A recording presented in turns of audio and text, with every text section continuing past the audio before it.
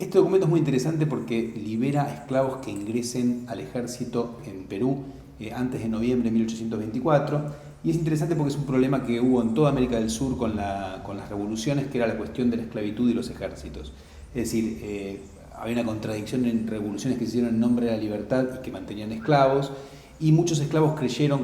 a partir de 1809, 1810, que la hora de la libertad era algo inminente, y en general esas expectativas no se cumplieron, pero para los varones hubo digamos, una posibilidad de libertad en los ejércitos, porque como la guerra, que empezó en distintos lugares en torno a 1809, 1810, se empezó a hacer cada vez más larga, los ejércitos necesitaban hombres para ir a pelear. ¿Y cómo alistaban gente? Podían ser voluntarios, que fueran por amor a la causa, que eran pocos, o para cobrar un sueldo, así como un trabajo. Podían ser reclutados a la fuerza y enviados al ejército, pero eso generaba también bastantes resistencias y descontentos con los gobiernos. Y reclutar esclavos se convirtió en una manera de conseguir hombres, algo que al principio preocupaba a algunos de los gobiernos, que temían el ejemplo de Haití o de armar esclavos, pero hubo una situación de bastante presión en muchos lugares de los esclavos por entrar a las filas, porque un esclavo que entraba al ejército se convertía en un liberto, es decir, alguien que cuando terminaba el servicio podía ser libre, o como en el caso de este documento directamente eran declarados libres. Por lo tanto,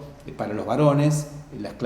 una forma de salida de la esclavitud se convirtió en ser rescatados por el Estado, es decir, que el Estado le abonaba a los propietarios algún dinero, y de ese modo ingresar a las filas, y salían de esas filas cuando terminaba el servicio como hombres libres.